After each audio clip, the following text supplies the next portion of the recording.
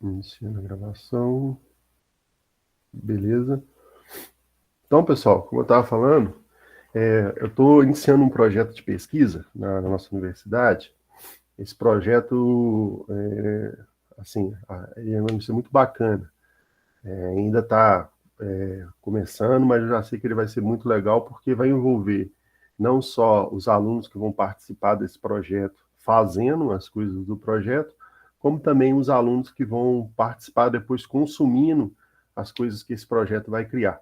Então é um projeto assim que a gente está pensando em longa duração, e a gente vai iniciar ele por agora, mas a gente está numa fase bem preliminar de montar a equipe, de levantar assim umas especificações que a gente precisa, fazer umas buscas no Google, né, umas consultas e a gente está numa fase bem preliminar, tá?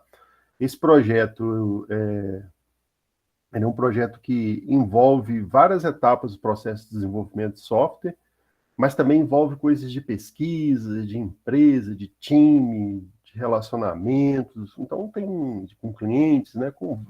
Tem várias etapas. Então, se você tiver algum interesse de participar, me mande um e-mail. Eu estou montando a equipe não vai ser muito grande, então eu estou avisando os primeiros que mandarem, que chegarem, né? Os que já estão mandando, eu estou fazendo reunião, eu já tinha avisado isso em outro momento.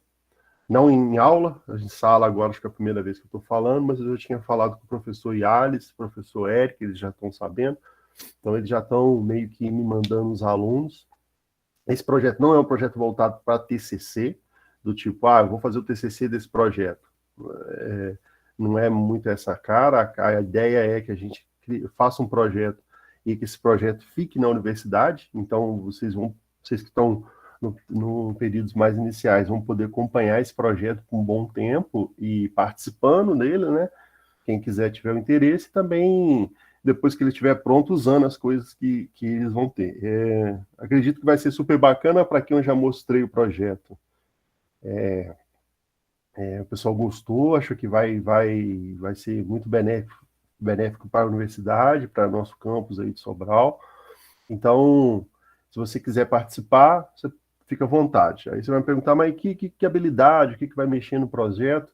As habilidades são inúmeras, né? Então, não é só desenvolvimento, não é só coisas de software mesmo, mas são habilidades, às vezes, com isso, né? Com desenvolvimento também, com lógica de programação, vai ter algumas coisas de lógica, habilidades também relacionadas a conversar com pessoas, né? Eu me dou bem conversando com pessoas, eu me dou bem fazendo uma divulgação, eu me dou bem fazendo uma arte para fazer uma divulgação, para trabalhar com alguma rede social e manipular monitorar alguma coisa, fazer alguma coisa.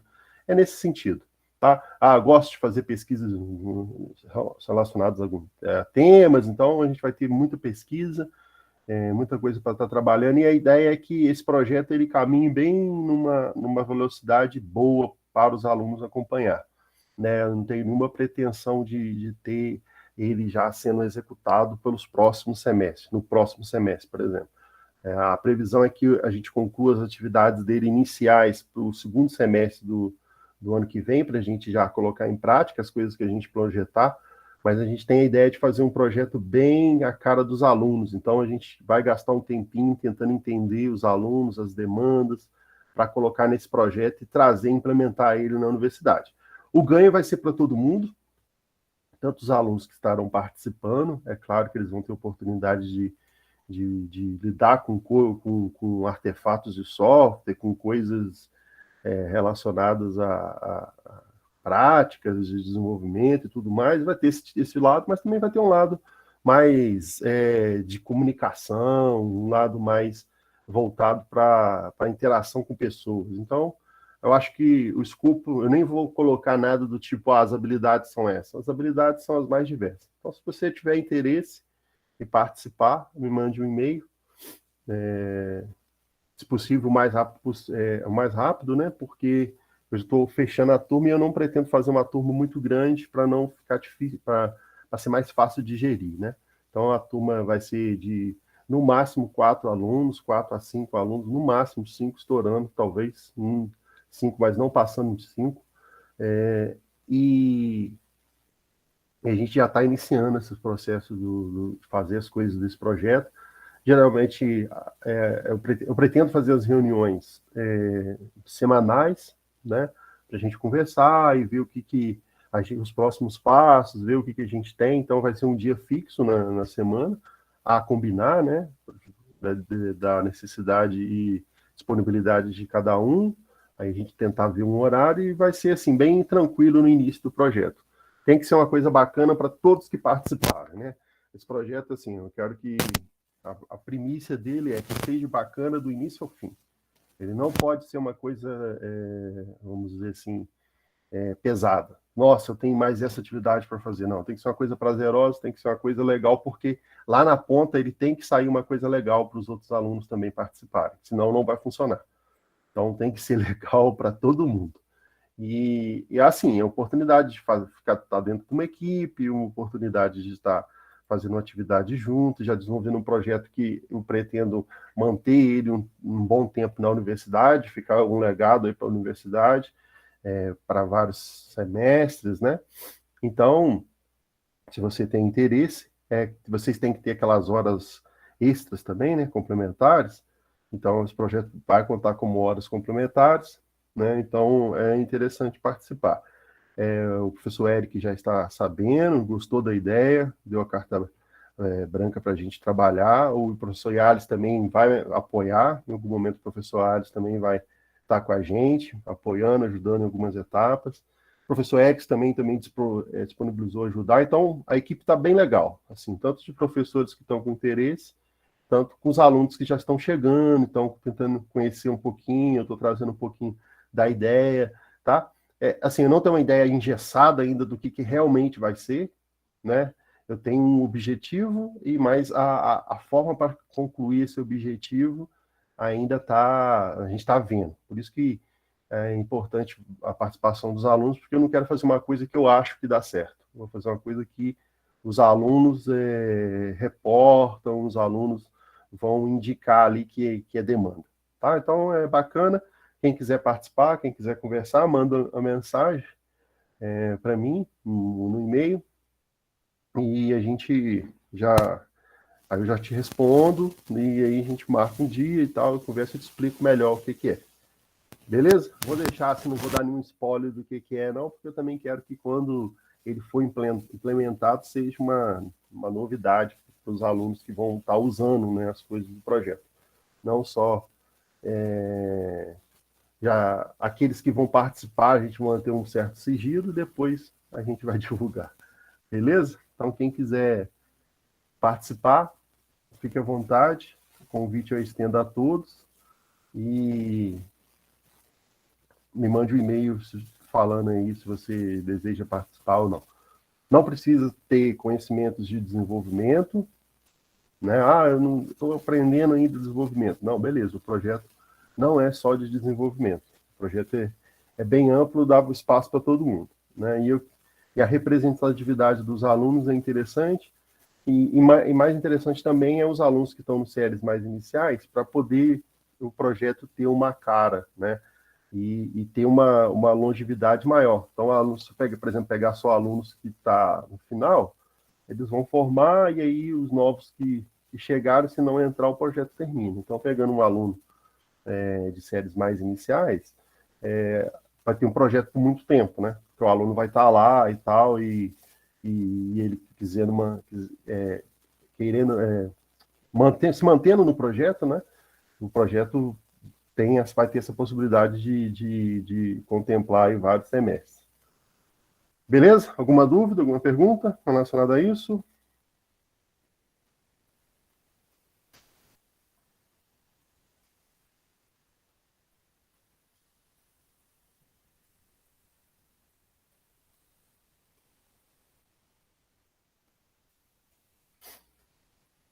Legal, Eric. O pessoal já está mandando os e-mails aí. Bacana. Vamos mandar assim. Aí eu vou conversando com vocês aí pelo e-mail e a gente marca um dia. Beleza? Mais alguma dúvida? Alguém quer perguntar alguma coisa? Não?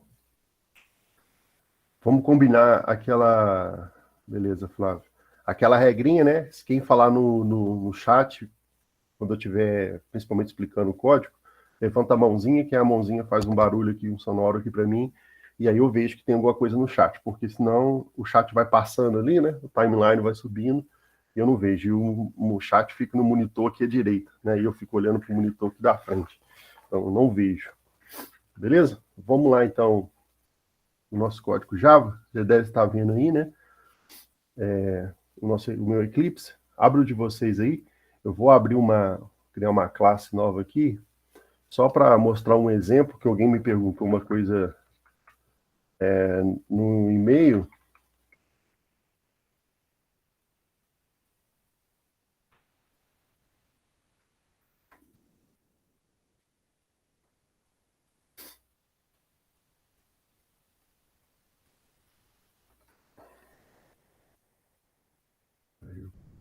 Não pegou a referência certa, não.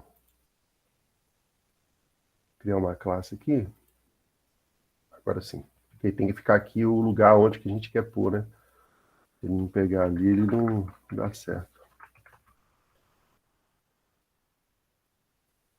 Só para a gente fazer um exemplo aqui, rapidinho, antes da gente iniciar a nossa discussão. Eu estou colocando várias classes main em cada projeto, cada arquivo Java que a gente está fazendo, mas quando a gente for aprender a orientação a objeto, não vai ser assim mais, né? Vai ser já diferente. Se a gente fizer isso aqui, ó, vou dar um exemplo aqui rápido. Se eu tiver uma variável A, que eu coloco 20, eu quero fazer um teste com essa variável. A, se A é igual a 20, imprima alguma coisa.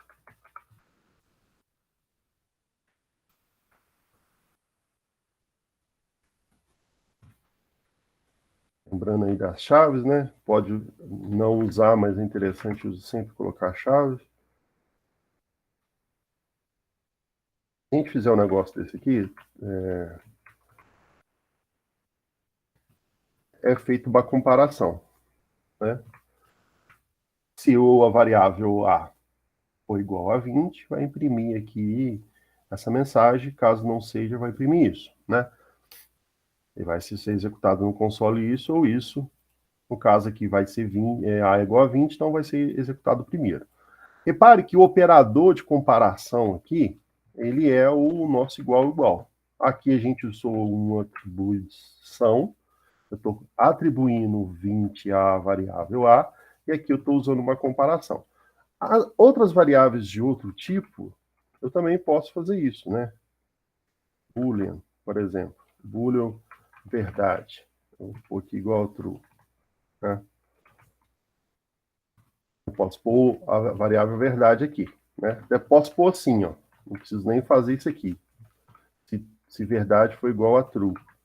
Por que eu não preciso? Porque isso aqui já é uma variável booleana e o if espera um falso verdadeiro. Então eu não preciso verificar se ele é verdadeiro, porque ele já é uma variável booleana. Então eu posso fazer só isso aqui. Se verdade, deu certo. Se não for verdade, for falso, não deu certo. Né? Se eu colocar aqui um double, por exemplo, sei lá, é o ponto flutuante, né? Vou colocar 0 aqui. Se o ponto flutuante for igual, por exemplo, a 20, posso também colocar o operador igual. Se o ponto flutuante for igual a 20. Também vai funcionar. Isso também serve para puxar, por exemplo, porque caractere igual a, por exemplo. Aí, se o caractere for igual a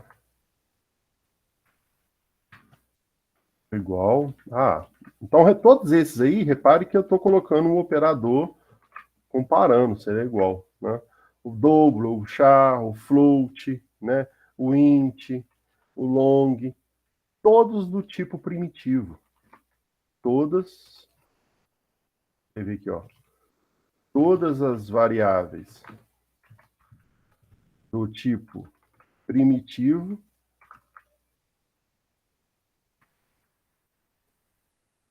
usa-se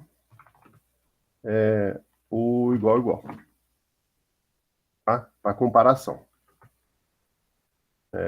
Todas as variáveis para fazer comparação, né? Para comparar uma coisa. Comparar cão. Usa-se a variável primitiva aí. Então, todas as variáveis primitivas você pode usar o igual igual, tá? As variáveis que não são primitivas, não pode usar isso aqui, porque você não está comparando o valor da memória, o conteúdo que está na memória. Você está falando, se você fizer isso aqui para variáveis que não são primitivas, você está comparando o endereço de memória, está comparando o objeto onde está armazenado. Então, não é assim que usa. Um exemplo de variável que não é primitiva que funciona isso. O string, que não funciona, né? O string, nome. O nome aqui, deixa eu ver, Flávio. Flávio, ó. Tá? Se eu colocar aqui, ó, nome, que é aquela variável ali, é igual a Flávio, vou colocar igualzinho, isso aqui dá errado, né? Mesmo eu passando aqui a string certo, a string é com duas asteriscos, né? Dois duplo. Ó, aqui repare que ele está fazendo a comparação, não está me dando um erro, mas isso não funciona do jeito que a gente quer, né? A gente quer ver se o nome é igual ao Flávio. Então, o que que acontece? Né? Aqui até deu certo. Deu certo, mas não, na verdade isso não dá certo. Eu não posso fazer assim, tá? Porque não é um tipo primitivo. Não é um tipo primitivo. Eu acho que qualquer coisa que eu colocar aqui, ele vai dar certo, se eu não me engano. Não, até que não tá não. Mas não pode fazer assim porque não é um tipo primitivo. O tipo primitivo, a gente usa o objeto para copiar, para comparar. E no caso da string, a gente usa o equals, que é esse carinha aqui, ó. Equals, e aqui eu passo dentro o que eu quero comparar. Certo? Então, eu quero comparar. Se o nome é igual a isso aqui, o jeito certo de fazer é usar o equals, que vai esse outro jeito antigo não vai funcionar em algumas horas. Né? Funcionou agora aqui, mas não vai funcionar sempre. Esse aqui é o jeito que funciona sempre. Você usar o equals. Então, você quer comparar um tipo primitivo? A gente vai ter tipos primitivos até para essas variáveis aqui. E elas não vão poder comparar daquele jeito. Por exemplo, o int, a gente tem o integer. Integer. É um tipo primitivo, é um tipo de dado que não é, que é um objeto. Né? O booleano, alguns casos dá para o compare to, mas no caso da string, não. A string é o equals mesmo. Ó, o booleano também tem um boolean. Ó, são tipos que não são primitivos, esses aqui. São objetos mesmo. Né? O double tem o double maiúsculo. Tem horas que a gente usa esses objetos de verdade, que esses, na verdade, aqui, que a gente está declarando antes, eles têm até a corzinha diferente. Ó, integer, o int tem uma corzinha diferente para indicar que é um tipo primitivo. O boolean tem uma corzinha diferente também do boolean aqui de baixo, com a letra maiúscula. Né? Esse aqui, ó, o double, ele é diferente desse double aqui. Todos esses são objetos, né? Eles são objetos que uma hora aí a gente vai estar usando eles, tá? Então, esses objetos não compara daquele jeito, né? Com o igual, igual. Só os tipos primitivos que a gente compara assim. Os tipos string já funcionam desse jeito, com equals, ó. Aí o equals a gente usa para comparar se a string é verdadeira ou não, né? Aqui, por exemplo, eu posso ter espaço aqui, Flávio... Flávio aqui. Flávio Gabriel. Ó, Posso ter coisas assim, eu acho que o igual, assim já não funciona, com dois espaços, com espaço no meio. Então, aqui já está funcionando Gabriel aluno, só para ficar diferente. Ó, certo? Então, aqui compara. Então, se quiser comparar string, você tem que usar o tipo para comparar o equals, né? Se você estiver usando o char não tem problema não. Então, se você quiser usar o char para comparar normal, como ele é um tipo primitivo, então não tem problema de você colocar o igual igual. Então, eu quero ver se isso aqui é igual a A. Se for igual, ele vai funcionar. Lembrando que o, o caractere, né, é com aspas simples, né? O char é com aspas simples, certo? É a mão levantada.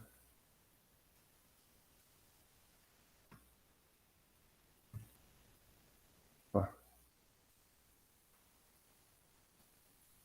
na lista eu usei o ponto inter. Tipo. Não, aí é melhor usar o equals mesmo, tá? Vou voltar aqui do jeito que estava.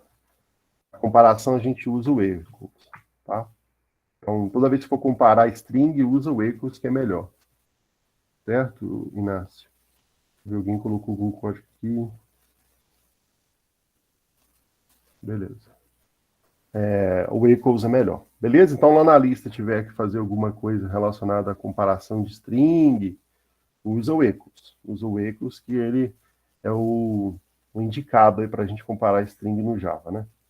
A gente vai ter outros momentos, a gente vai fazer outras coisas parecidas, então sempre usa o equals. Beleza? Alguma dúvida? Professor, eu tô com uma dúvida em relação à primeira, é mais em relação à lógica mesmo, assim. Lá na primeira da lista diz que a gente tem que comparar também se a altura com a estatura média do Brasil e da Alemanha. Aí eu pensei o seguinte, para fazer isso a gente tem que comparar a diferença da altura colocada com a estatura da Alemanha e com a estatura do Brasil. Então a gente faz as duas diferenças da Alemanha e do Brasil e, por exemplo, se a gente tem a estatura, se a altura é a diferença entre a estatura da Alemanha e a altura é menor que a diferença da estatura do Brasil menos a altura, a pessoa vai estar mais próximo da estatura alemã. Isso, exato. Você faz uma subtração para você ver o que está a ideia da proximidade aí, né? Aí Sim, você tem que fazer as comparações. Deixa eu abrir a lista aqui rapidinho. A gente tem que fazer as comparações para indicar lá aquela primeira parte da questão, né? Que você comentou. E depois ter essas comparações para poder ver se é próximo da Alemanha ou se é próximo do Brasil. Deixa eu só abrir aqui a lista aqui. Tá abrindo? Ó, então faça um programa que receba a altura e o sexo de uma pessoa. Esse altura aqui você vai tratar com um ponto flutuante, né? O double ou o float. E esse sexo aqui você pode tratar como uma string ou você pode tratar como um char, né? Você pode pular em M masculino, F feminino. Né? Então não precisa ser uma string mesmo. Tá? Mas se você usar uma string, aí você tem que comparar com equals, né? Você tem que escrever a palavra inteira, masculino, feminino, né? Então, por meio desses dados, calcula e mostra o peso ideal para a pessoa. A regrinha é essa aqui, né? Você vai fazer essa regrinha para o homem e essa regrinha para a mulher. O dado resultado daqui, é claro que vai pôr isso aqui dentro de uma variável, né? Você quer ver depois de onde se enquadra aqui embaixo. Certo? Então, você vai ver se o que você tem aqui está mais próximo daqui,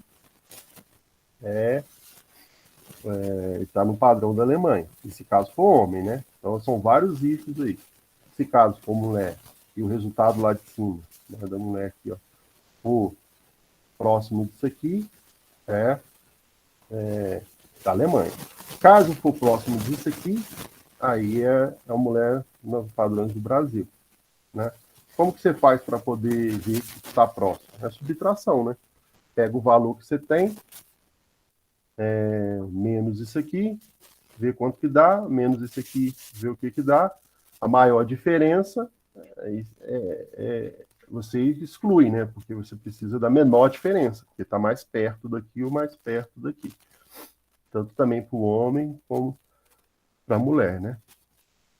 Sim, eu tô tendo um problema que ele sempre tá entrando no primeiro if. Assim, sempre tá entrando no if, não no else. Mas qual if? Que tem vários ifs aqui, né? Então, assim, é porque, por exemplo, que seria melhor mostrar o código. Pode mostrar. Pode compartilhar a tela aí. Peraí, só um instantinho.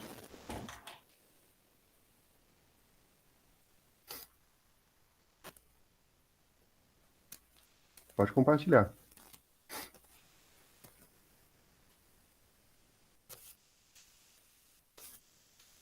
Sabe onde que é? É do lado da mãozinha do lado direito. Aí tem a opção para apresentar.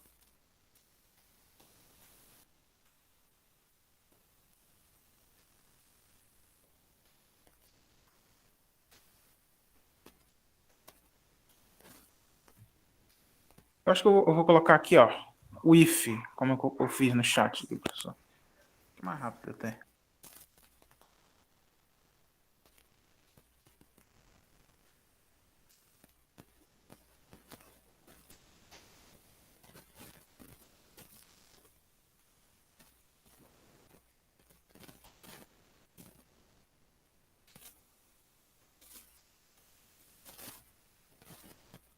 Entendeu? Deixa eu colocar assim.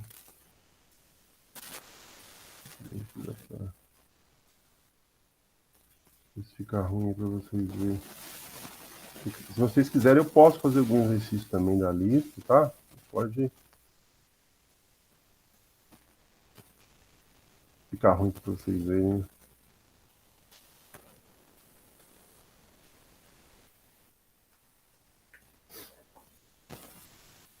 Eu só fiz o if mais ou menos dessa forma aí, ó. Mas aí desse jeito aí vai ser difícil, né? Você pegar o resultado, né? Aí vai ficar meio difícil. Porque, por exemplo, ó, vou pegar o seu if e colocar aqui. E você tem que ter o resultado da resposta, né? Então, qual que é o resultado disso aqui e o resultado disso aqui? Você deveria ter... Vocês querem que eu faça esse, gente? Se quiser, eu posso fazer esse para a gente ver. Vou fazer esse aqui, então. Aí eu coloquei, se esse if aí, a altura tá mais próxima da Alemanha. Não, então, mas... Sim. Mas primeiro você tem que saber se você colocou isso aqui para colocar o de baixo, né? É uma opção. Se esse if aí for verdade, a altura vai estar mais próxima da Alemanha. Aí você tem o H aqui que você computou em cima, né? Que veio lá de cima. Porque a resposta tem que vir daqui, né? Essa a resposta disso aqui com a resposta disso aqui. Ah, não, é só altura, Não, né? é só em relação à Só altura. altura. Sim. Essa parte do peso deu certo. Então, peraí, você fez... Não é só o peso, é só a altura, né? Então, 187, 8, 81, 143.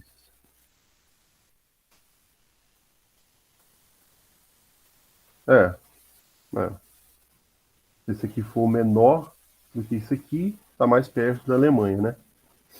Aqui é 3, né? É 3. 1813. 1743. Se for mais próximo, vai estar perto da Alemanha. Se não for, vai estar perto do Brasil, né? No caso do homem. Aí você tem que fazer a mesma coisa no caso da mulher também, né? Mas funciona, é isso aí. Só que não funciona. Mesmo se eu colocando, por exemplo, 1,74, continua dando próximo da Alemanha.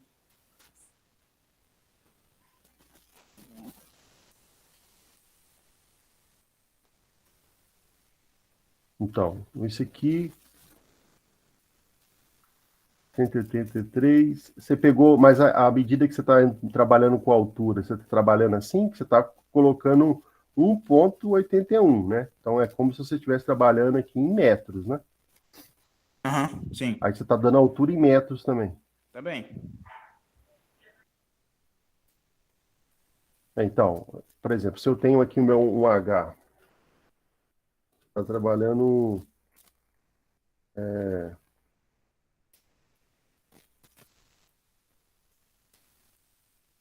Quer ver? Não, não coloca assim, né? Assim por enquanto, não. O problema aqui é de ponto flutuante também. Deixa só assim, ó, 181, 174. Trabalho em centímetros aqui. 20 o H. Vamos pôr uma altura aqui que esteja perto de 182. Certo? A altura nossa aqui está em centímetros. São 182 centímetros. Se, deixa eu ver aqui. Então, aqui vai ser a Alemanha, né?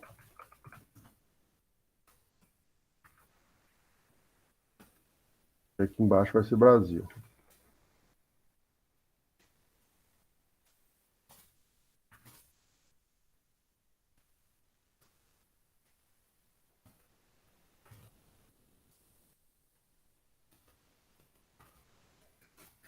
E aqui, isso aqui, esse pedaço aqui,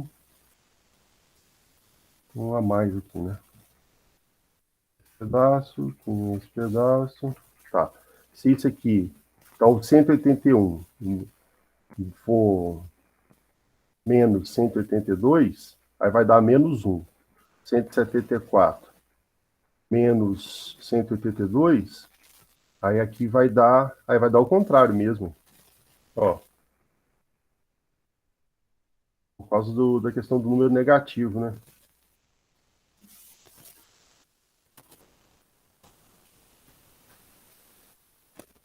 Vai dar o contrário. Professor, posso mostrar como eu fiz aqui? Eu fiz de um jeito diferente, sem usar subtração, nem nada. Pode mostrar. Pode mostrar ele. 181. Porque o problema aqui é a questão do número negativo, né? Você teria que fazer o contrário. Para não dar negativo. Vou tratar aqui o. Posso apresentar? Pode apresentar ele. Você pode só apresentar e que fica por cima do meu.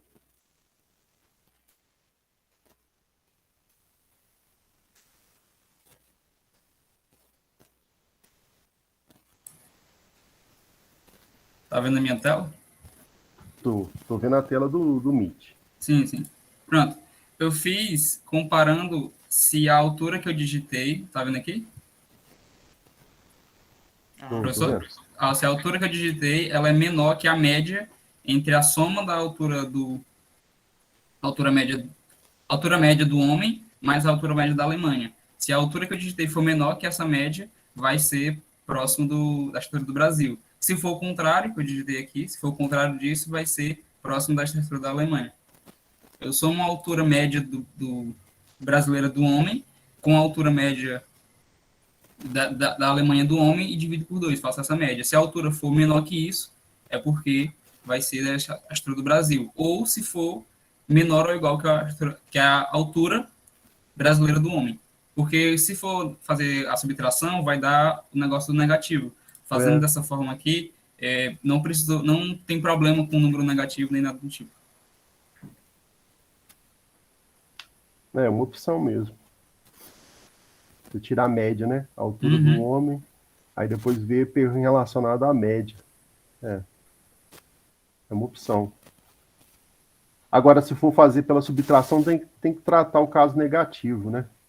Pois é, aí eu estava tentando fazer pela subtração no começo, mas fazendo assim ficou mais simples, eu pelo menos achei. Né? O caso da subtração, você pode ver se a altura que você tem é maior do que aquela altura que está determinada lá na tabelinha. Se caso a altura for. Vou tomar aqui. Eu acho que um jeito aqui, pensando aqui por alto, né? Se a sua altura que você tem aqui em cima for maior que essa aqui, então você faz aquela menos essa aqui, né? O H menos esse aqui e o H menos esse aqui. E vê qual que é a diferença maior. Agora, se for o contrário, né? Se isso aqui for maior do que a sua altura, não, é aqui e aqui, né? Se esses dois números forem, o de cima e o de baixo, for maior do que a sua altura, aí você faz esse menos a altura. Que aí tira o problema do negativo. E se for o contrário, se sua altura for maior do que esse, você faz sua altura menos esse daqui. Ou trato negativo também, né? Se dá negativo, você inverte o sinal. Você inverte lá o resultado. Tem alguns jeitos de fazer. Mas é o problema do negativo, viu, Flávio? Certo? Deu? Se tiver alguma dúvida, a gente pode fazer junto depois também. Tenta aí mais um pouco. Se não der, na próxima aula a gente pode fazer. Ou a gente pode tirar essa... Me manda um e-mail que eu posso professor, fazer alguma e outra forma. Mas a em forma que relação o Eric a mostrou também 3, funciona, né? Tirando a média. Também dá certo. eu vou testar. Tá meio baixo, Flávio, agora. Não tô escutando. Alô? Oi? Tá ouvindo agora? Pode falar. Tá um pouquinho baixo, mas tá dando pra escutar. Pelo menos pra mim aqui.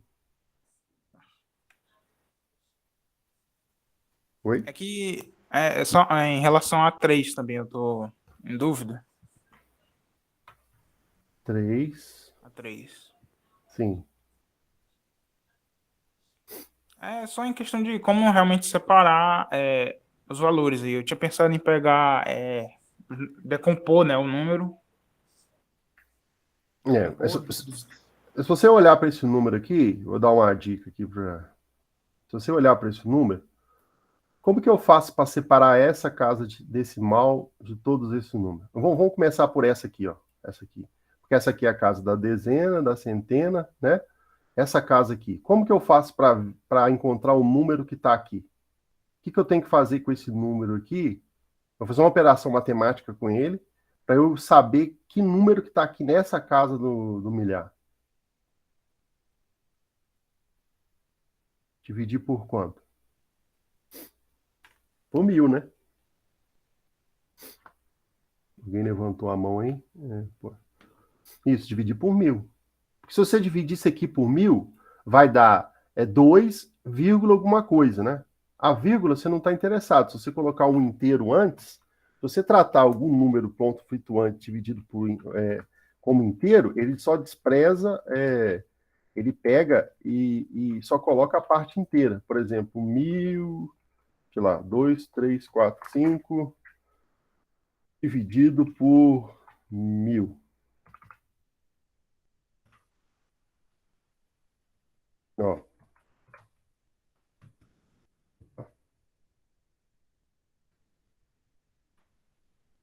Ai, meu Deus. Ó, vou pôr o valor de A aqui.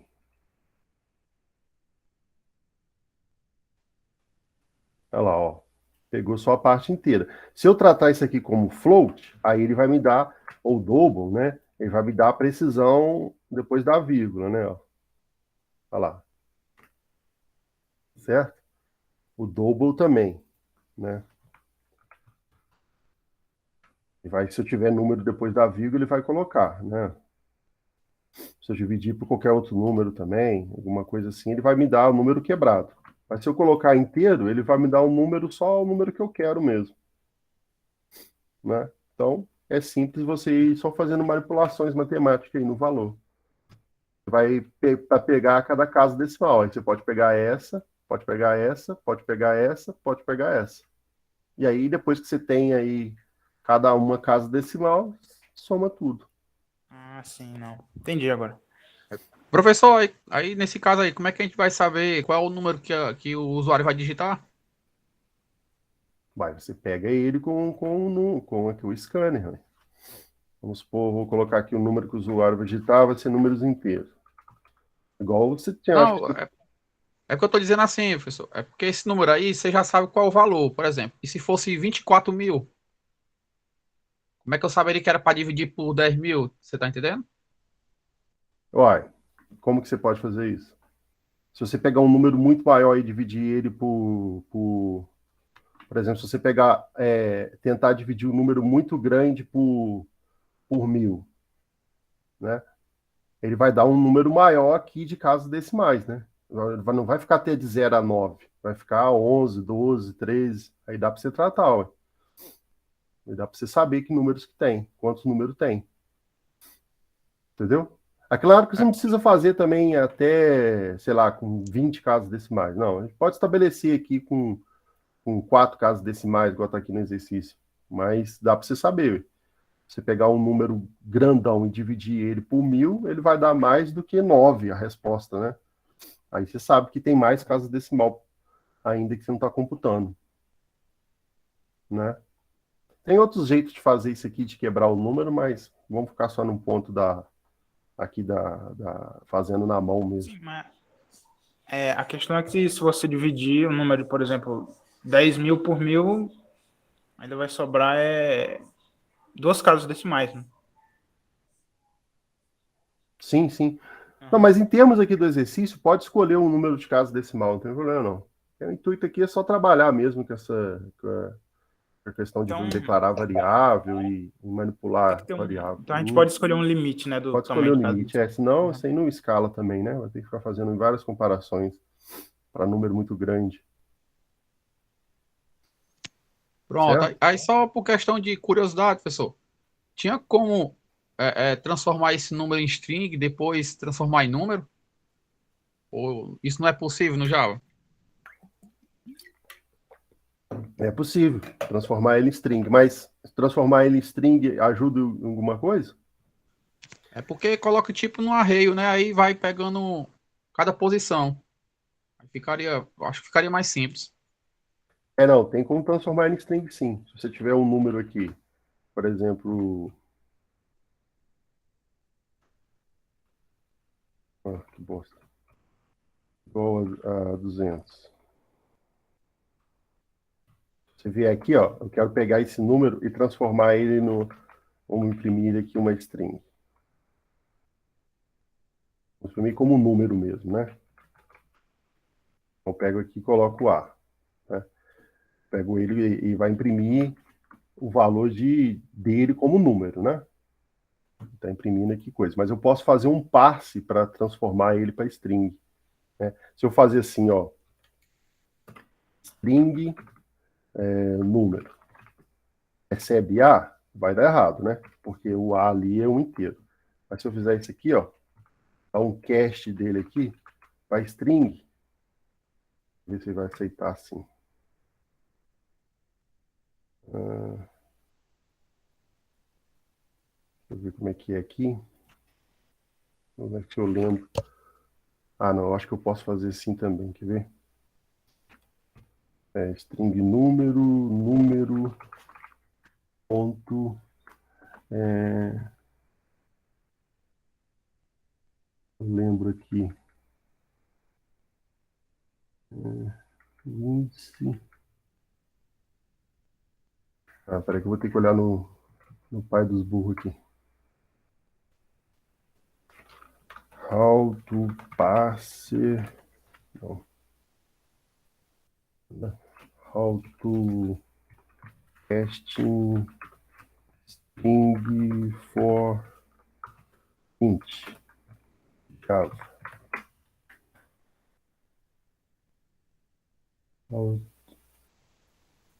A parse int, mas é só com integer, né?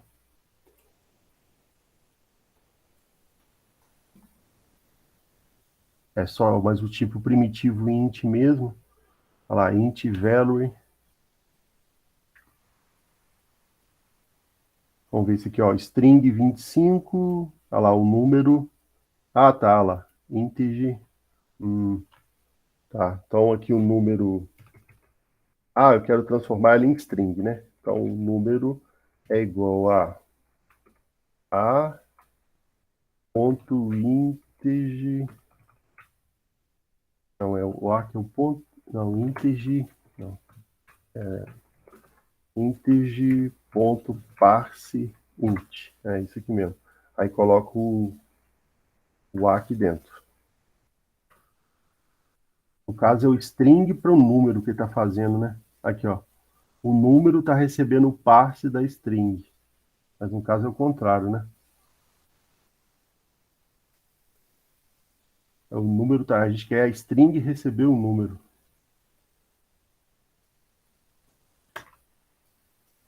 Deixa eu ver se tem aqui. Mas é tranquilo, é só para saber se isso é Jeito possível. Aí tem, eu não tô lembrando futuramente aqui. você ensina a gente aí. Deixa eu ver se parse int. Ah, é aqui, ó. Acho que é parse int. Não, mas aí vai colocar uma string, né? Eu quero dentro da string colocar um inteiro. Tem que ter um parse string. Esse aqui eu recebo como parâmetro. O contrário dá, né? Mas eu sei que dá também. Eu só não estou lembrado como é que é. Mas dá para transformar um número numa string num número. Geralmente a gente coloca. Geralmente ele aceita fazer isso aqui, ó. Eu tenho aqui ele recebe o A, aí ele não dá, né? Mas eu posso fazer um cast dele aqui. Eu posso colocar o string aqui, ó. Assim. Mas aqui no caso ele aceita como objeto. Aqui ele não aceita, não.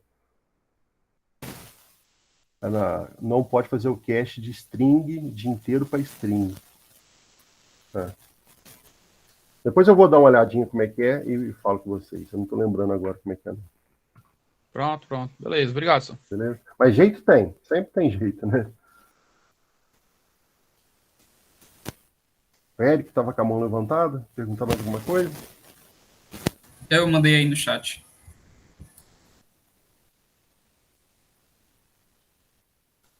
Somando o resto da divisão, né? Dividido por 10 também dá. Aí é até mais inteligente, né? Aí vai caber para qualquer número, né? Qualquer tamanho. Pegando o resto da divisão. Bacana, é. A questão 3 que você está falando, né? A questão 3. Exatamente. O resto é bem legal. Acho que quando eu pensei nisso aqui, eu pensei no resto mesmo. Pegando o resto. Beleza. Mais alguém, gente? Mais alguma coisa? Mais alguma questão? Pelo menos para discutir?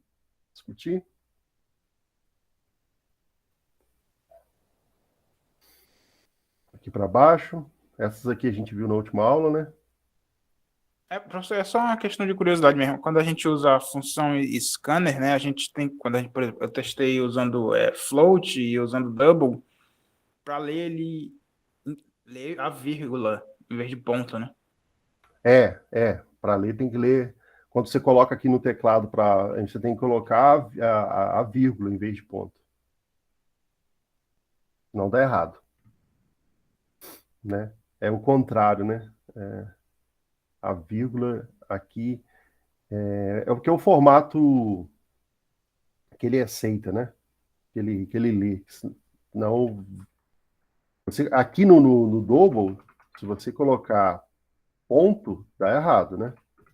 Vírgula dá errado, né? Por exemplo, 20,2.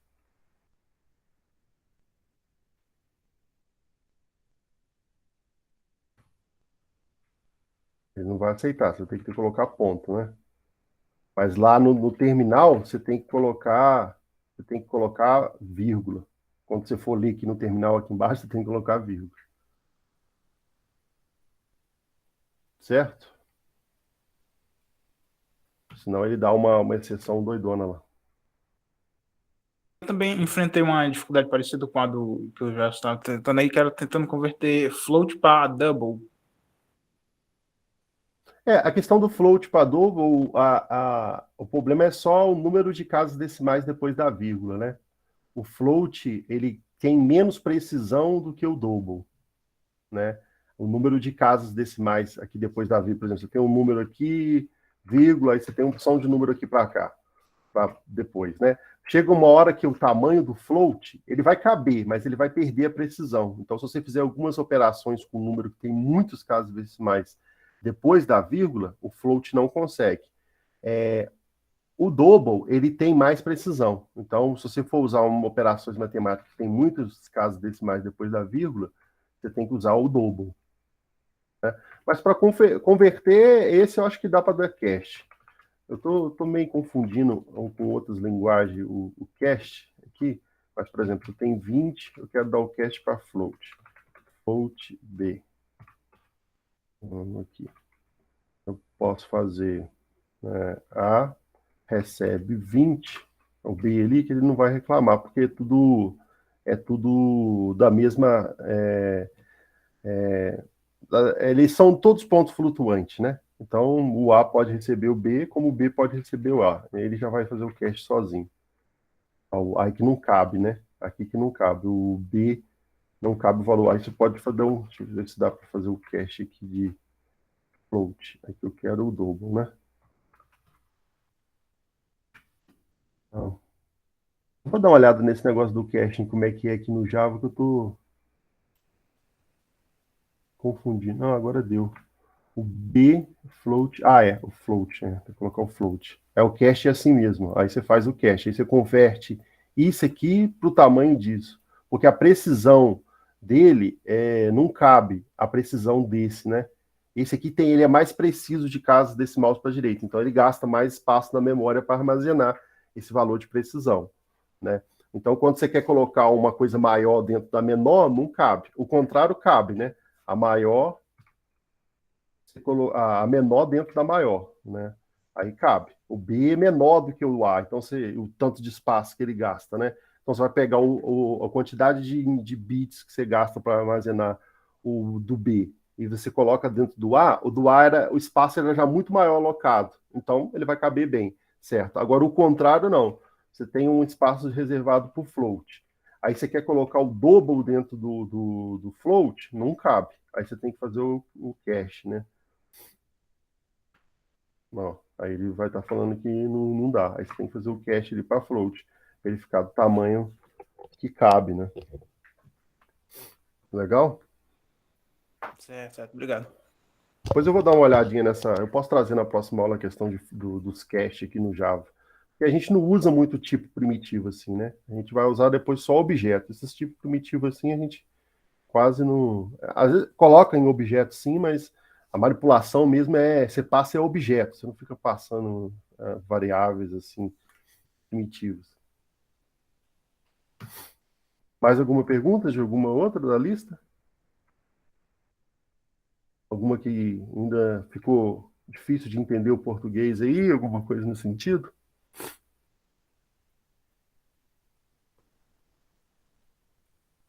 Não? Se tiverem dúvida, se vocês tiverem alguma dúvida, pode ir perguntando aí com o decorrer das aulas, né? Deixa eu ver se dá para voltar o que estava antes aqui.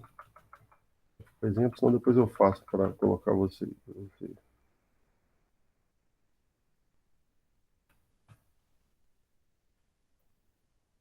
Aí, um exemplo do Ecos. Vou deixar esse exemplo aí, para vocês lembrarem do Ecos. Depois eu coloco lá no nosso.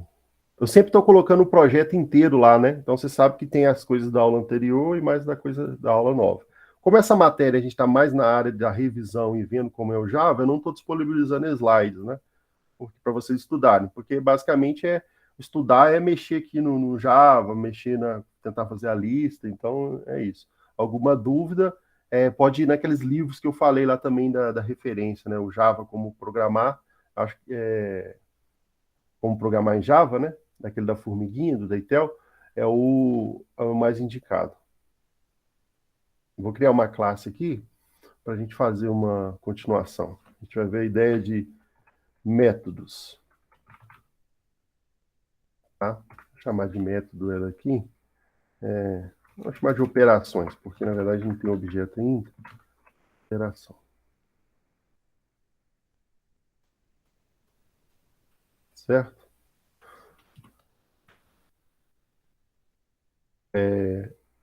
Ficou alguma dúvida, gente, com relação ao uso de vetores que a gente estava vendo na aula passada? Das estruturas de vetores? Array? Né? A gente viu que pode criar com uma única dimensão, bidimensional, tridimensional, né?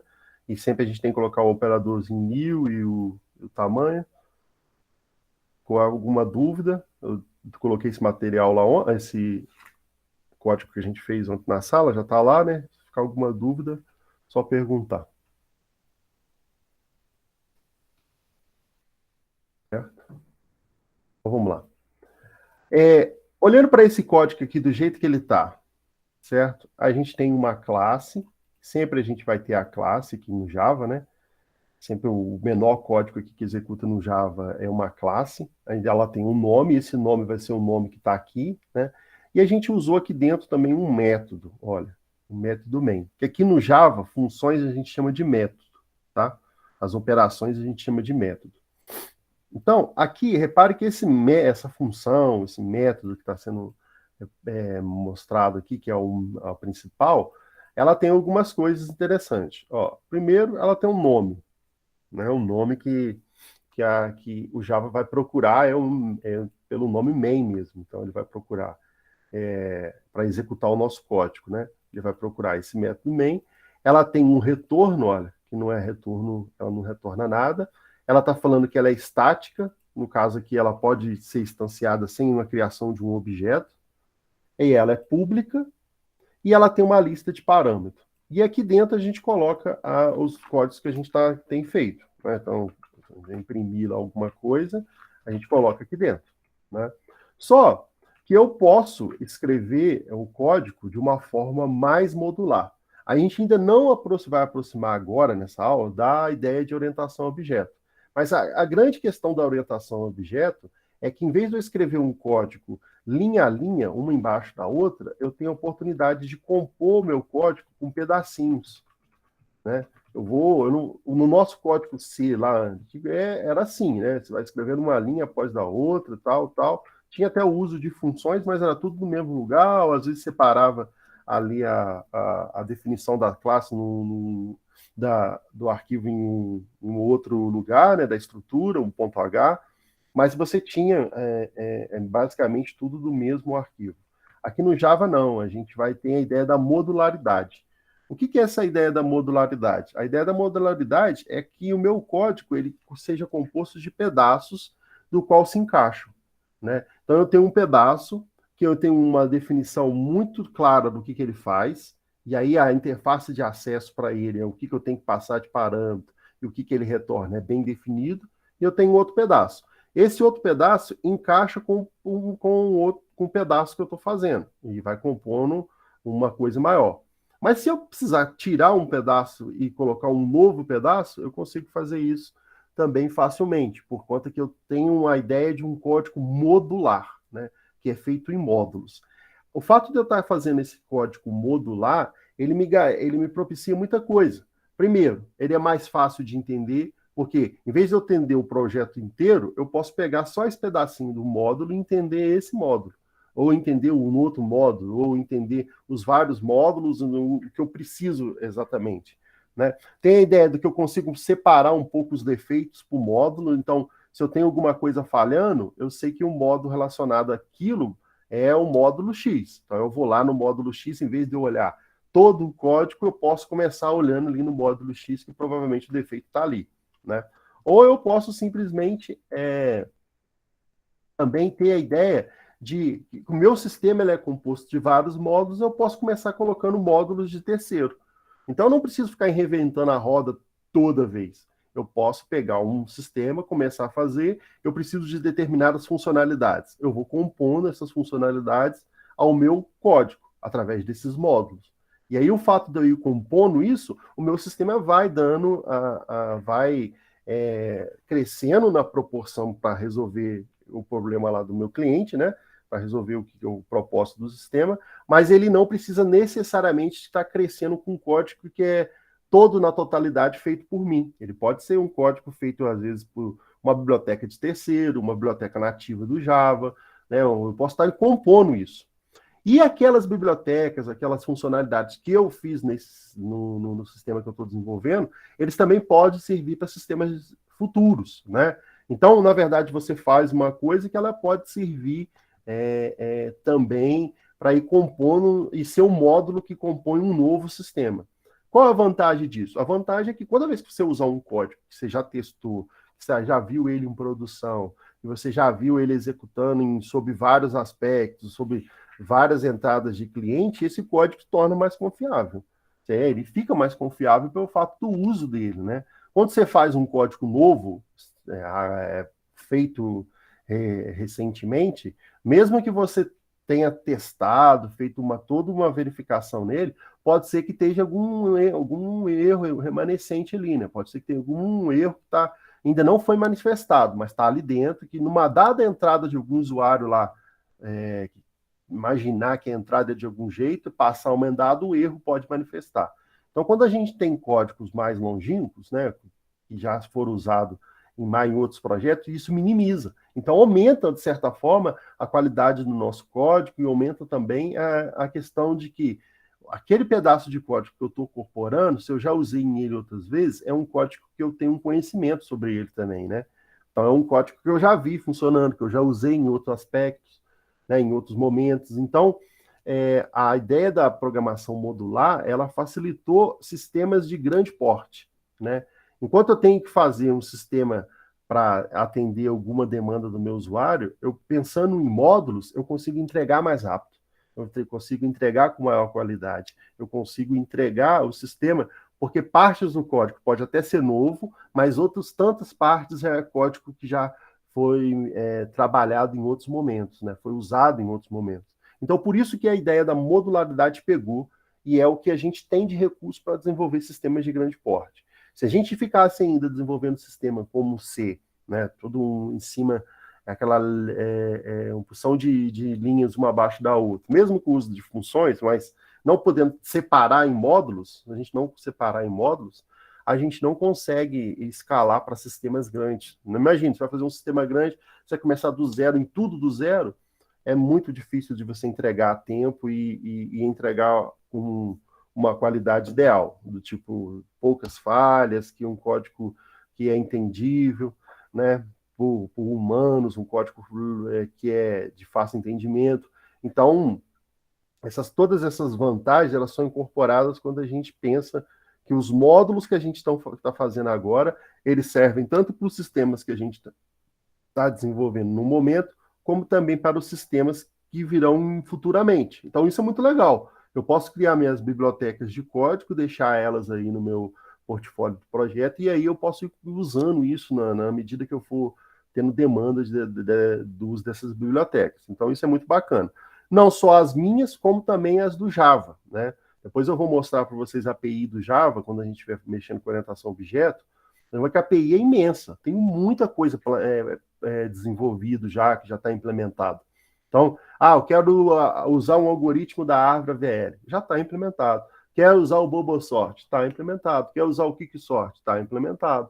Quero usar, sei lá, um hash, está implementado.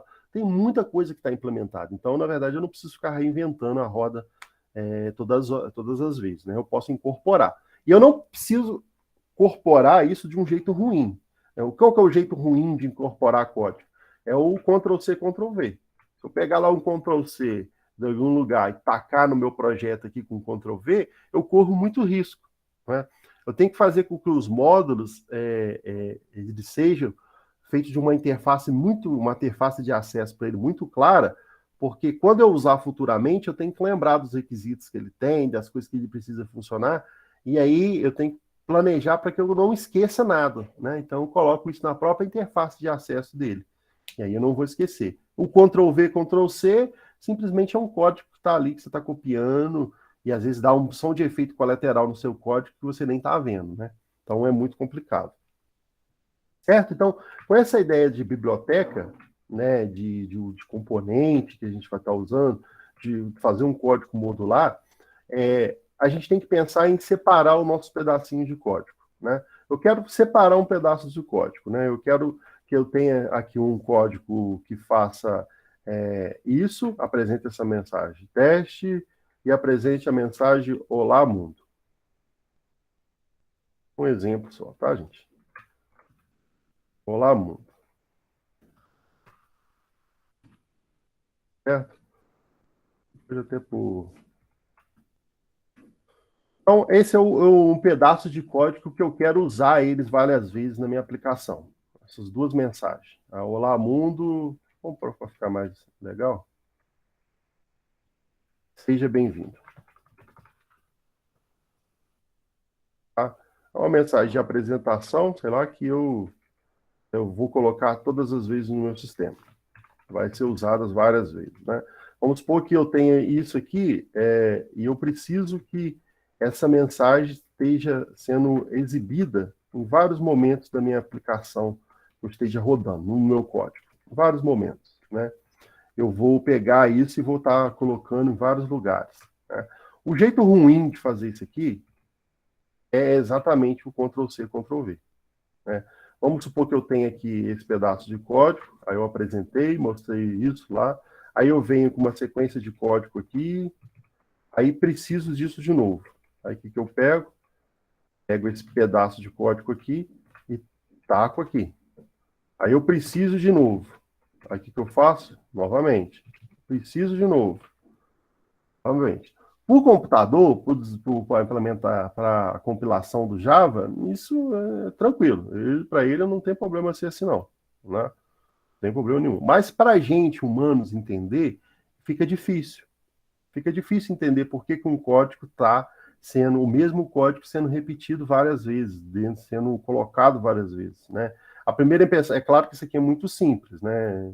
Dá para a gente ver que ele é igual. Mas a impressão que fica é que o código é diferente.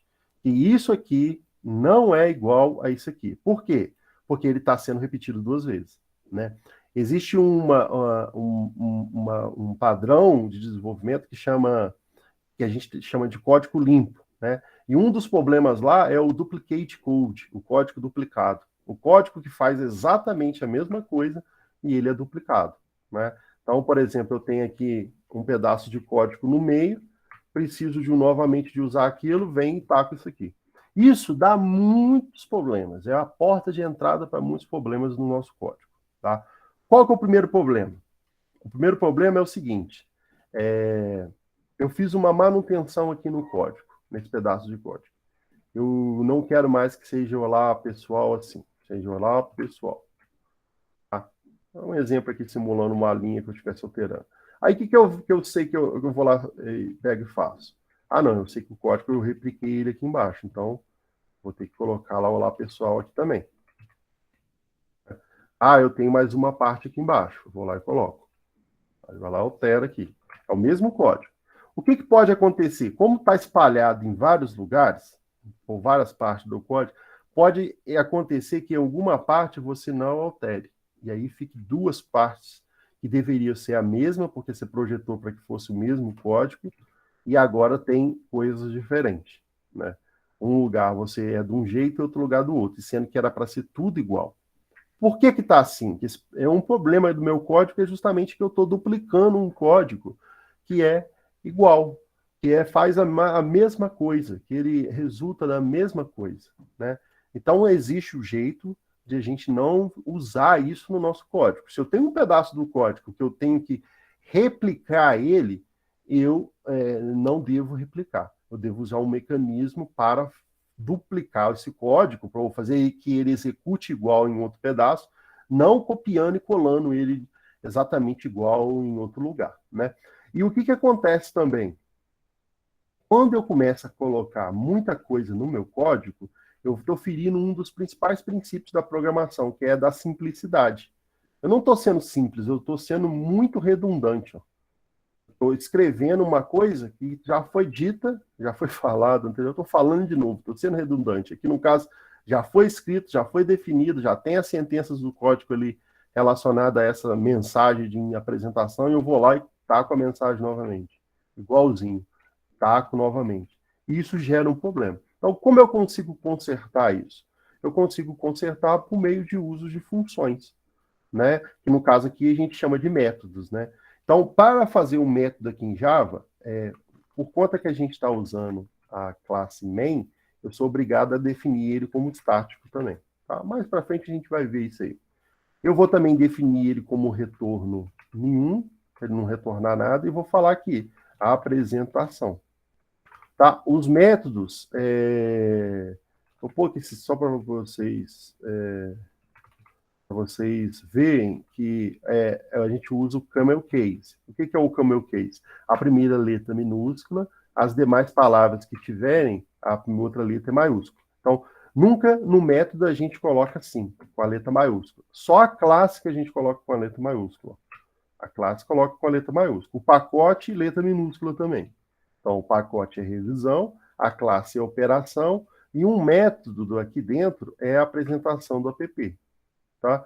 Então, o que eu preciso ter aqui? Eu preciso declarar também a minha lista de parâmetros, se eu recebo ou não parâmetro. Então, é obrigatório eu colocar aqui o lugarzinho dele, que é os dois parênteses ali. Né? E definir um corpo. No caso aqui, para esse tipo de função, a gente define um corpo. Tá? Como eu não estou retornando nada, ó, ela não pediu para me colocar um retorno. Mas se eu colocasse um inteiro aqui, ó, eu era obrigado a definir um retorno. Olha. Então, repare que aqui ele coloca olha lá, o método não retorna o valor do tipo inteiro. Então, o método deve retornar o valor do tipo inteiro, né? Porque eu falei que é um inteiro. Então, aqui eu teria que retornar alguma coisa. Exemplo. Agora está certo, não deu erro. Né? No caso aqui, eu não quero retornar nada, porque eu quero já ter esse system.println lá dentro. Então, eu vou pegar esse cara aqui e vou colocar aqui, né? E vou mudar o retorno. Ele não vai ter retorno. Vai ter simplesmente void. Certo? Então, ó, o que eu fiz? Exatamente, eu peguei aquele pedaço de código que estava duplicando e coloquei dentro de uma função. Qual função? Eu não posso criar função aqui dentro do método main. Eu não posso criar uma função dentro de função. Isso no Java não pode. O JavaScript pode, o Java não. Então, eu não posso criar uma função dentro da outra função. Não posso. Mas eu posso criar a função dentro da classe que eu estou trabalhando. A classe é operação, eu posso criar a função aqui. E como a gente está trabalhando só com o método main, eu sou obrigado a pôr esse estático aqui. Certo? Porque não é um objeto ainda. Quando a gente for aprender lá o objeto, você vai entender o porquê do estático. Então, eu quero usar essa função. Aqui eu declarei ela. É igual lá no C. Eu vou pegar o nome dela e colocar aqui. Simplesmente colocar aqui, ponto e vírgula. Então, agora, onde que está a apresentação do meu app, ó, ele aparece, ele vai estar isso aqui. Então, o que eu posso fazer aqui? Ó? Eu posso vir e tirar... deixa eu colocar aqui só para a gente ver.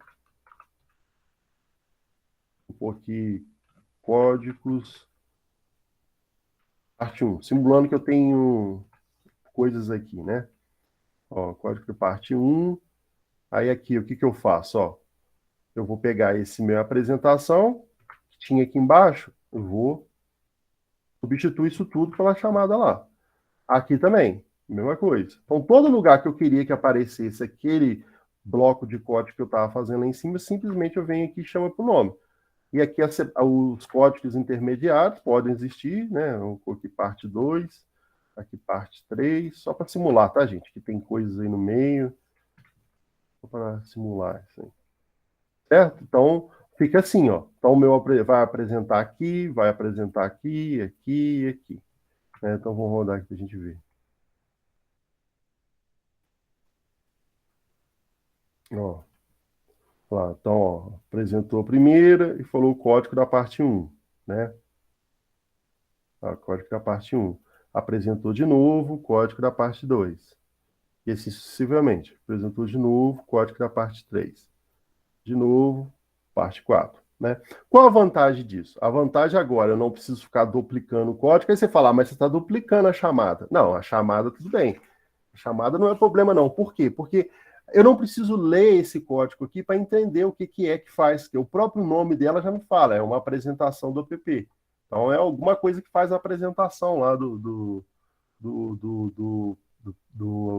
app, né? Então,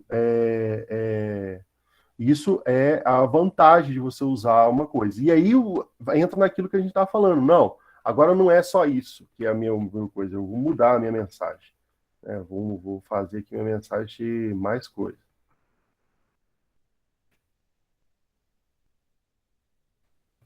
Agora que é muito mais simples, né? Chamar uma É função. simples, entra naquilo que a gente estava falando, né? Da simplicidade. Fica muito mais simples. Ó, eu mudei, agora tem mais coisas na minha mensagem, né? Então, aí o que eu posso fazer é simplesmente mudar aqui e não preciso mudar em todo canto, né? Ó, todo lugar agora que tinha lá a minha mensagem, me chamando a minha apresentação, mudou, sem que eu mudasse. Então, como eu não tenho uma aplicação de verdade, ela tem várias classezinhas dessas, de vários pacotes, de todo lugar, se eu, por exemplo, tivesse isso espalhado para o meu código, seria quase que impossível eu descobrir todos os lugares. Não tem nenhum mecanismo que me fala onde que está isso aí. Eu posso fazer uma busca aqui pelo Eclipse, né? Se eu tivesse esse código espalhado igual era antes, ficaria ruim. Mas se eu tiver chamando as funções, basta eu ir na origem dela, onde que ela foi implementada, onde está o corpo da função, né? E fazer a minha modificação nela. Que todo lugar que já chama ela anteriormente vai continuar chamando, mas com a modificação que eu quis, né? A modificação vai persistir por todos os lugares. Então eu não preciso preocupar se isso aqui está sendo chamado milhares de vezes ou centenas de vezes. Eu simplesmente faço alteração e estou certo que não vai ter nenhum outro lugar onde que vai ficar funcionando do modo antigo. Desde que eu tome o cuidado de não esquecer de usar a função em vez de colocar o código da função aqui direto. Que se eu colocar em algum lugar o código da função, em termos da compilação lá, ó, do que o Java vai estar rodando, funciona igual, né? Vai dar a mesma coisa, não dá diferença nenhuma lá para o cliente, ó. Vai dar diferença nenhuma. Vai dar diferença na hora que eu fizer a modificação. Olá, pessoal. Tudo bem? Ó. Aí agora começou a dar problema. Porque o último lá, ó, não está fazendo a modificação que deveria. Por quê? Porque ele está copiando exatamente um código que já foi definido em termos de uma função. Certo? Então, eu devo colocar aqui a chamada certinho. Tá? Para declarar a minha função, é como se fosse eu declarando uma variável. Ó, vou declarar uma variável aqui em cima, uma variável de classe. Int, ó, public, int, teste. Tá? Print teste. O que vai diferenciar da função? Né? No caso aqui, esquece a palavrinha estática, se fosse assim, ó. Não diferencia inicialmente nada, olha. Public, público. Int é o tipo dela. O nome, né? Aí o que tem de diferença para falar que é uma função em vez de uma variável, né? É o uso do parênteses aqui. Parênteses não, né? Esse negócio aqui, colchete. Colchete não, parênteses mesmo, né? Parênteses. É parente mesmo. Isso. Então, eu posso até ter a variável com o mesmo nome da função, não tem problema, se aqui ficar mais teste, não tem problema, né? Vai dar errado é lá embaixo que não existe mais a antiga, né? Mas eu posso, porque tem uma diferença, né? Enquanto isso aqui recebe um valor, a minha função não recebe valor assim. Se eu quiser que a minha função receba um valor, vamos deixar aqui a mensagem antes. Se eu quiser que a minha função receba o valor, eu tenho que passar o parâmetro aqui. Eu vou passar o parâmetro o que ela vai receber como mensagem. Tá? Vai receber como mensagem. Então, aqui ela recebe o parâmetro. Esse parâmetro que eu estou passando aqui, eu posso vir e colocar aqui dentro do meu negócio. Vamos supor que eu quero ter a mensagem de bem-vindos e mais alguma coisa. Quem levantou a mão? O Eric. Pode falar, pode falar. Essa variável teste, ela é uma variável global? Global. Global de classe. Essa aqui é global. Toda variável em Java tem um escopo, né? É dentro do escopo. Ela só funciona dentro do escopo. Então, por exemplo, se eu declarar uma variável, eu estou usando essa função aqui dentro da main, né? Deixa eu tirar aqui o string, ó. Eu estou usando a função dentro da main. Aí eu venho e declaro uma mensagem aqui na main, né? Ó. Tá? Eu declarei a mensagem. Essa mensagem só é vista aqui dentro da main. Ela não é vista fora. Por quê? Porque o escopo dela está local, né? Ela é global em termos dessa função aqui, né? Aí a gente chama até, para não confundir o global com o global da classe, ela é local. Ela é local aqui dentro dessa função, né? Agora, se eu quero que essa mensagem fique visível tanto para essa como para essa função, eu tenho que aumentar o escopo dela. O escopo maior aqui qual que é? É o da classe, ó. É a classe que contém todo mundo, ó. Então, se eu quisesse que a mensagem funcionasse para todo mundo, eu teria que pegar ela e tacar ela aqui. Certo? Aí sim ela funcionaria aqui, ó. E se eu tivesse uma mensagem aqui também usando dentro do main, do método main, ela funciona também, ó. Por que que ela vai estar funcionando? Porque ela tem um escopo global, né? Aí, no caso aqui, eu tenho que definir ela como estática, porque eu estou usando dentro da main. Certo? Tudo que eu usar dentro da main, eu tenho que definir como estático. Ó. Aqui também está dando erro, tá vendo? Aqui eu tenho que definir como estático. A main não é um objeto, né? Ela funciona como uma única instância. Só tem uma instância de main só, então tem que ser estático. Certo? Então as variáveis e tudo que eu usar na main eu tenho que definir como estático. Por isso que a gente colocou estático aqui, né? Por isso colocou estático aqui também. Aqui também poderia ter a visibilidade dele. A gente vai ver isso aí na orientação objeto, fica tranquilo. Tá? Mas aqui no caso ela é global, sim. O escopo dela é maior, né? Se eu definir um escopo, ela só funciona dentro desse escopo. Se eu definir um escopo aqui, ó, eu falar que aqui tem um escopo, eu posso fazer isso, ó, aí ela vai funcionar só aqui dentro. Só aqui dentro que ela vai ter o recurso, né?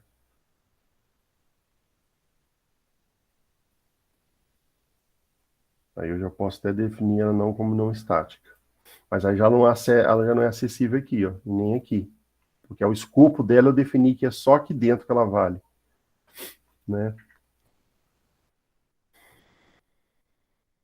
Beleza? Então, eu quero usar essa mensagem que eu estou passando, quero passar uma mensagem aqui para um parâmetro para aquela função, para que a hora de imprimir, imprima aqui um negócio também que eu quero.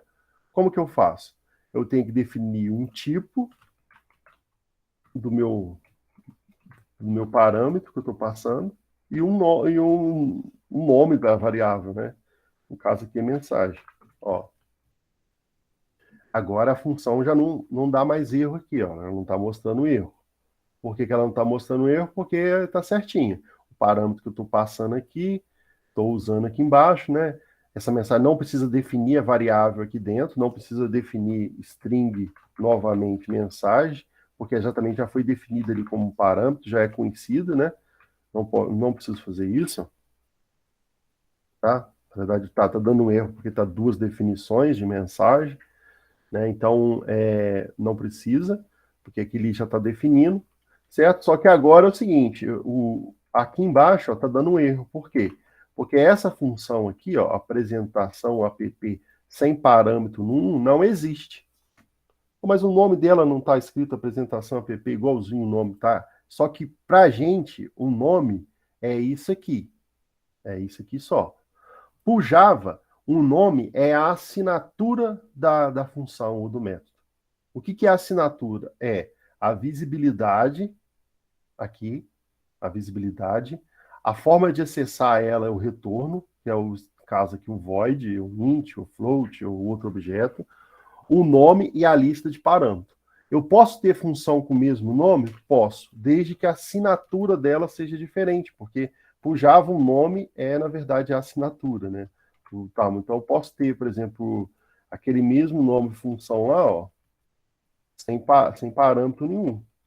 Posso ter duas, não tem problema. Ó, eu posso ter ela igual. Se eu tiver igual, ó, dá erro. Mas se eu vier aqui falar que essa aqui não tem parâmetro nenhum, tá? Essa não usa parâmetro, ó.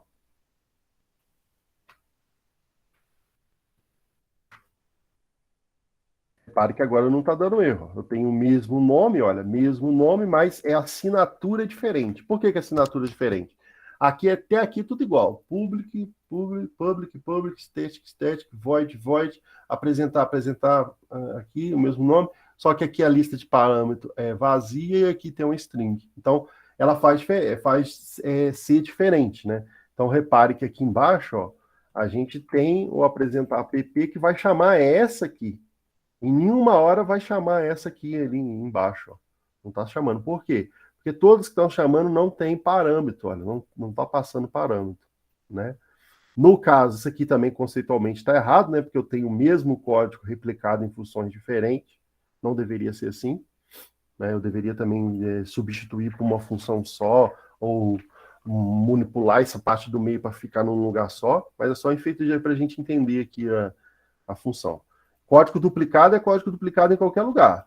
Não adianta nada eu tirar o código duplicado lá do jeito que estava, ele escrito aqui por completo, e vir colocar duas funções diferentes com o mesmo código. Aí vai dar na mesma. Eu vou mudar aqui e vou esquecer de mudar na outra, né? Aí vai dar diferença. Aí vai ficar diferente, né? Se o comportamento tem que ser igual, tem que ser igual, né? Aí, se o comportamento é igual, ela tem que ficar no mesmo lugar. Agora, se ela é diferente mesmo, aí tudo bem. Essa aqui é uma mensagem de apresentação, mas essa aqui é uma mensagem de despedida. Até mais, adeus. Aí é diferente, né? Então, a lista de parâmetros que esse aqui passa faz as funções serem diferentes, por causa da assinatura. Lembre, a assinatura é diferente. Isso não é igual a isso, por causa que aqui tem uma lista de parâmetros. Se eu tivesse mais parâmetros sendo passado aqui, da mesma coisa lá do C, int número, por exemplo, número da mensagem.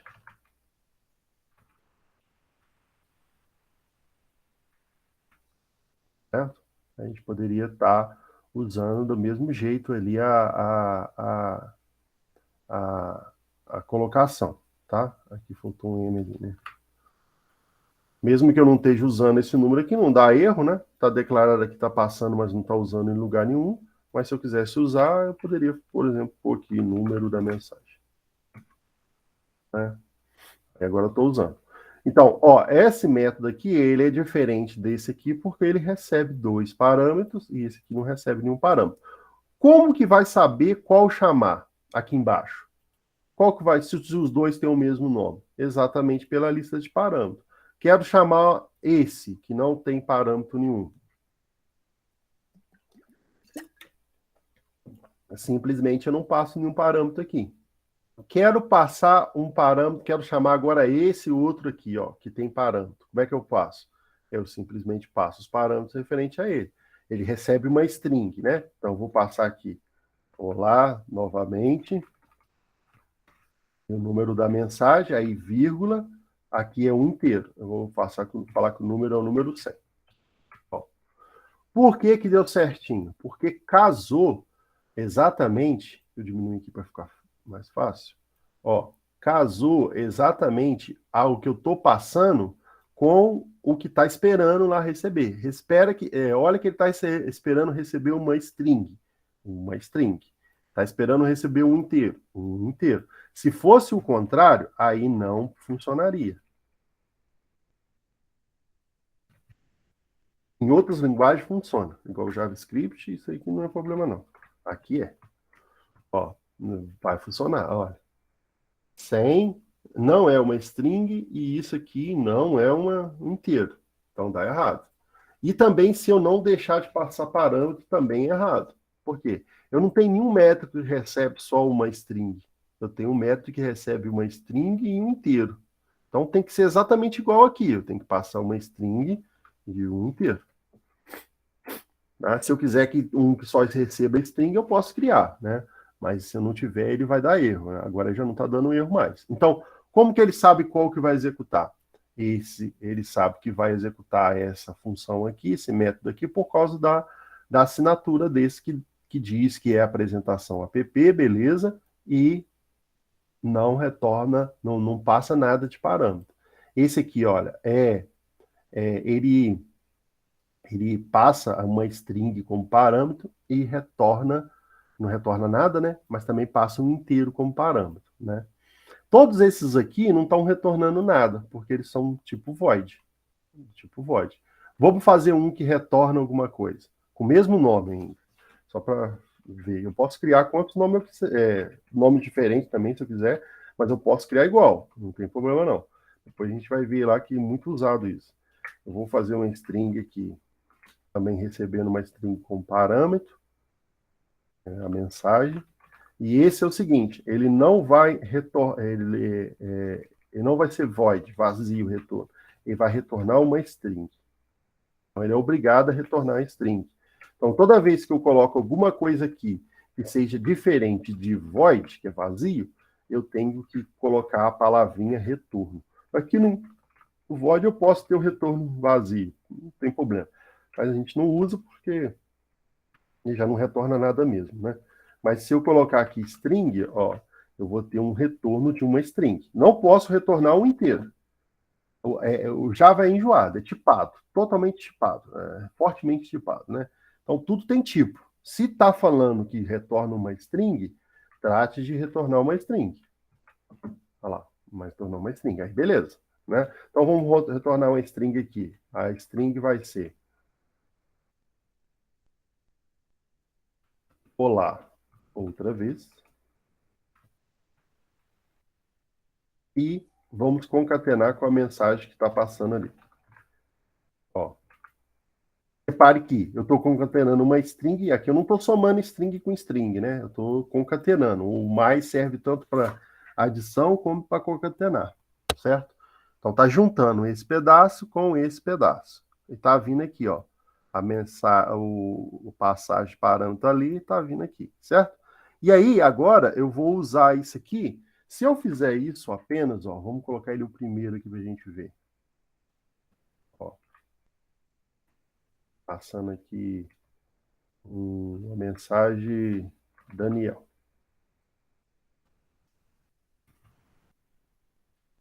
Daniel, certo?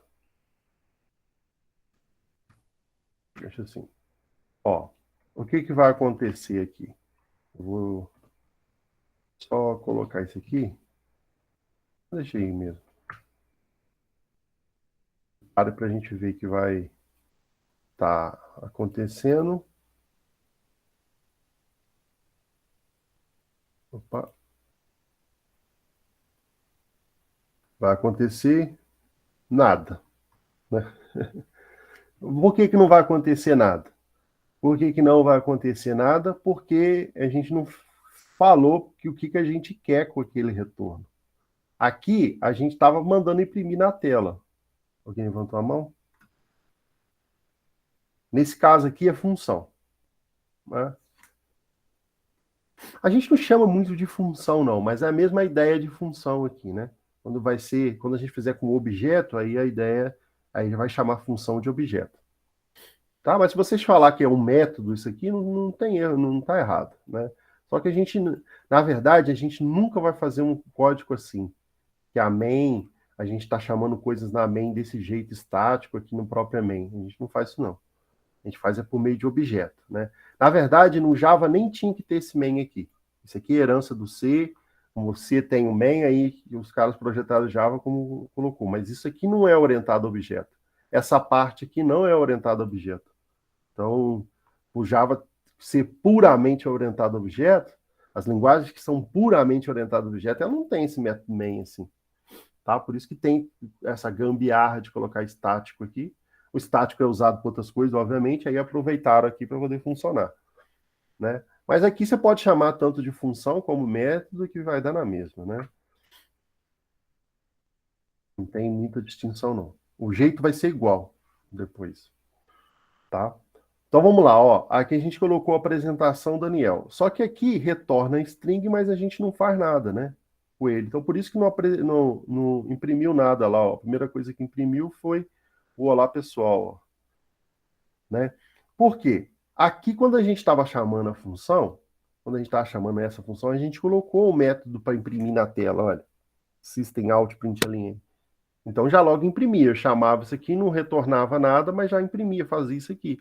Aqui está retornando a string, olha. Só que aqui está só chamando, não está fazendo nada. Então, se eu quiser que imprima aquilo ali, eu tenho que colocar essa função dentro do método que imprime na tela. Aí eu vou pegar e vou colocar lá aqui dentro. certo? E aí agora vai começar a imprimir o que eu quero lá, ó. Antes ela tinha um retorno, mas ela só não estava mostrando, né? Antes ela não tinha retorno, né? Ó, aqui outra vez, Daniel. Antes ela não tinha retorno. Ela era void, né? Ó. Ela era void. Então, quando eu chamava ela, ela fazia isso aqui. Ela já imprimia na tela. Eu não retornava nada e imprimia na tela. Mas eu não retornava nada. Essa aqui, nova, que eu estou fazendo agora, ela tem retorno. Eu sou obrigado a pôr o retorno aqui. Só que, se eu não o imprimir, eu não vejo o retorno que ela está retornando. Ela está retornando aqui, ó. Vamos fazer diferente, ó. Vamos pôr aqui uma variável aqui dentro. Vou pôr uma variável aqui chamada teste apresentação. Costume de pôr variável assim grande, tá? É assim que a gente põe em Java mesmo. É um nome grande, né? É aquele negócio de A, B, C, A1, N1, F1.1, né? Nem ponto não pode, né? F1, 2, não existe, não. Isso aí é uma das possibilidades, da boa prática é o tamanho do identificador, dos nomes das variáveis, das classes, das funções.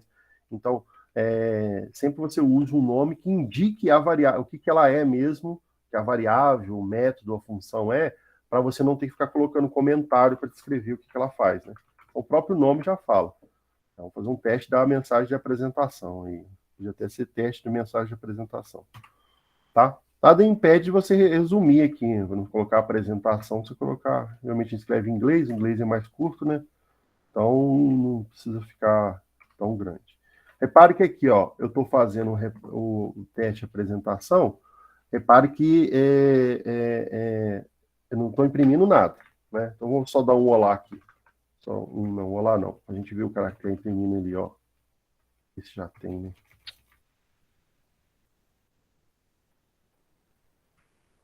Ó, então, repare que isso vai estar executando ali, né? Estou fazendo essa introdução bem devagarzinho para o pessoal entender que na hora que for lá no objeto também fica mais fácil de entender, né? Como é que as coisas funcionam. Ó, repare que essa mensagem a gente está pegando e está imprimindo ela aqui. Se eu falar que isso aqui, esse teste de apresentação, recebe essa minha função ali, ó, não vai estar errado. Ó, vou colocar apresentação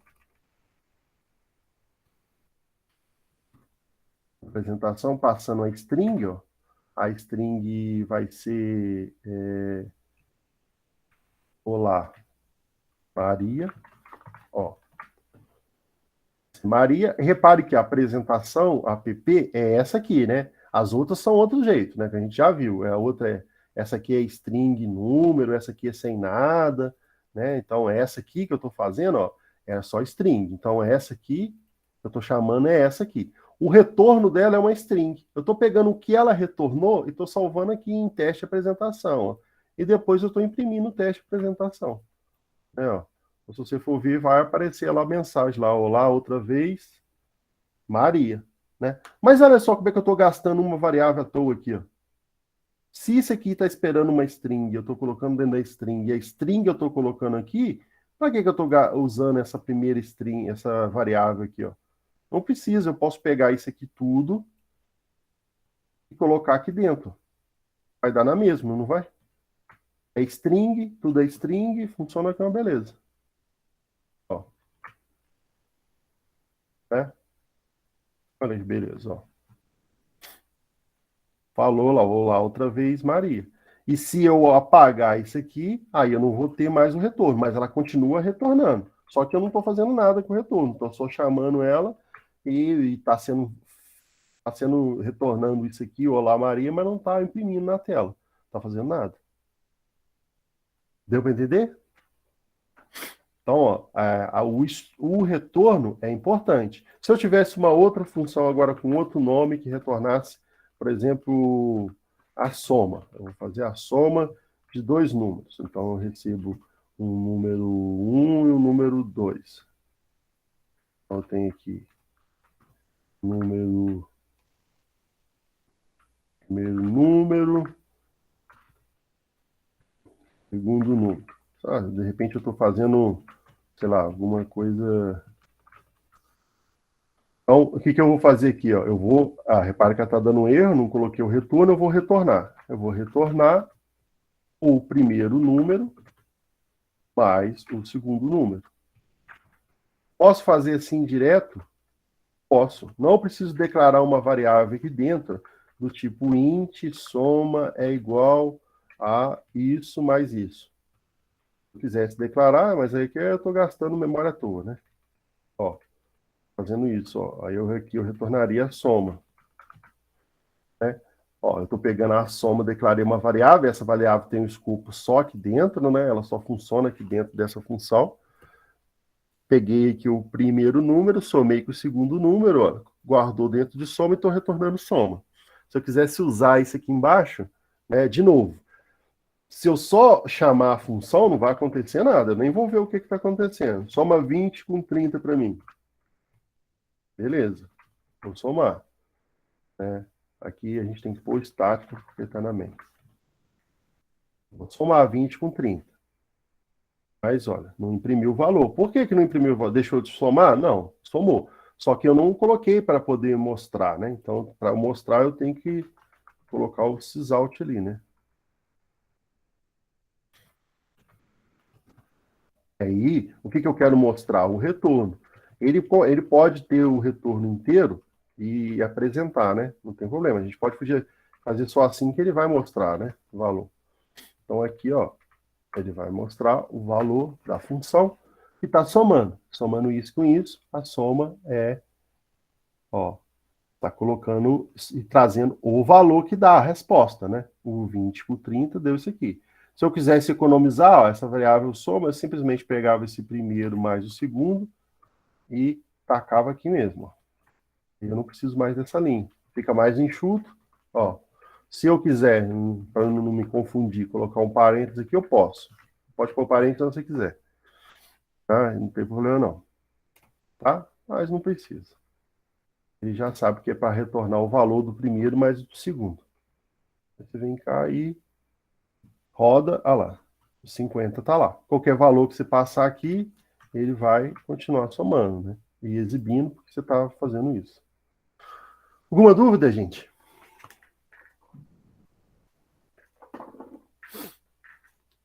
A gente tem 5 minutinhos. Alguém quer perguntar alguma coisa?